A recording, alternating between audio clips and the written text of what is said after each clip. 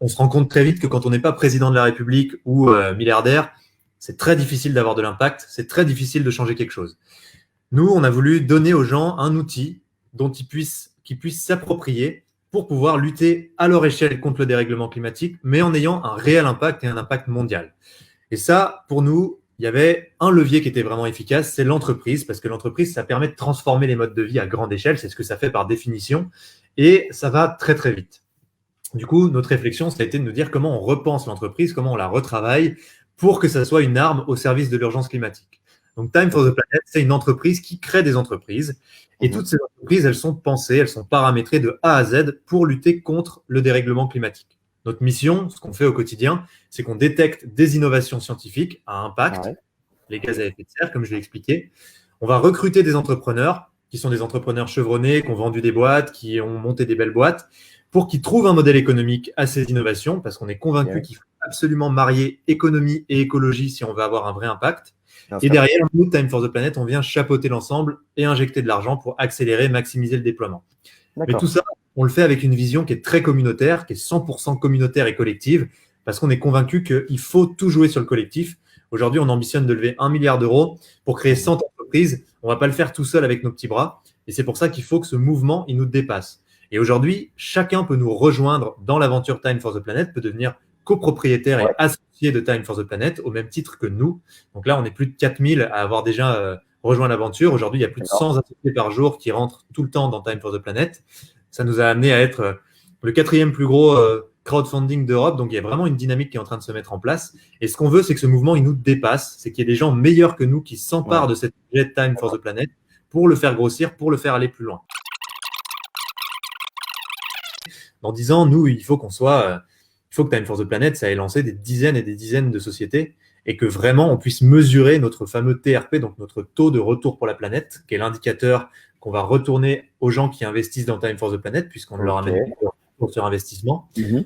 TRP, en 2 mots, c'est un ratio entre la quantité d'argent qui est injectée et la quantité de gaz à effet de serre qui n'est pas émise ou qui est captée par Time. Donc, en gros, quand quelqu'un a 20 euros, il faut qu'on puisse lui dire bravo, tu as un TRP de 1 tonne. Donc, ton argent, ton investissement a permis d'éviter 1 tonne de gaz à effet de serre dans l'atmosphère cette année. Aujourd'hui, on est face à un problème qui va tous nous concerner et qui est absolument inévitable. Donc, pour moi, l'entrepreneuriat demain, c'est mettre de l'énergie, énormément d'énergie, à la résolution de ce problème. Et pour moi, tous les entrepreneurs de demain doivent entreprendre en direction de la résolution de ce problème et de l'urgence climatique. Pour plusieurs raisons. La première, c'est que c'est une urgence, c'est que c'est hyper important. Mais la deuxième, c'est aussi que moi, j'ai connu la vague des réseaux sociaux, je l'ai très bien surfé et j'ai vu ce que c'était.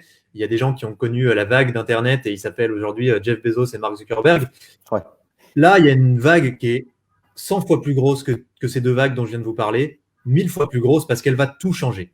Tout va être bouleversé et je pense qu'aujourd'hui, un entrepreneur qui s'implique par rapport à l'urgence climatique aura forcément une boîte qui va cartonner ou en tout cas qui va marcher parce qu'on est face à un problème où toutes les solutions sont les bienvenues et bientôt tout le monde va étudier les solutions qui sont à disposition. Donc je pense que l'entrepreneuriat du futur est résolument tourné vers l'environnement.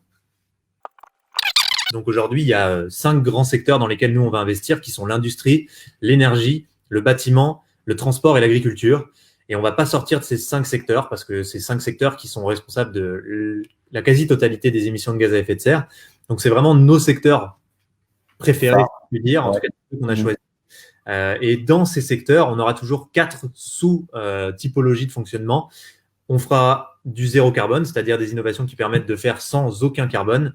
On fera de l'efficacité, c'est-à-dire faire pareil en consommant moins, en émettant moins de gaz à effet de serre. On fera de la sobriété, c'est-à-dire être un peu plus sobre dans sa façon de faire. Et puis, on fera de la captation parce qu'on est allé tellement loin qu'aujourd'hui, il faut aussi qu'on retire du CO2 de l'atmosphère et des gaz à effet de serre.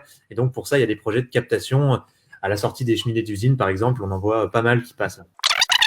D'ailleurs, les grands scientifiques qui nous alertent sur le climat depuis 40 ans disent que l'innovation, c'est obligatoire si on veut lever les verrous et faire la transition.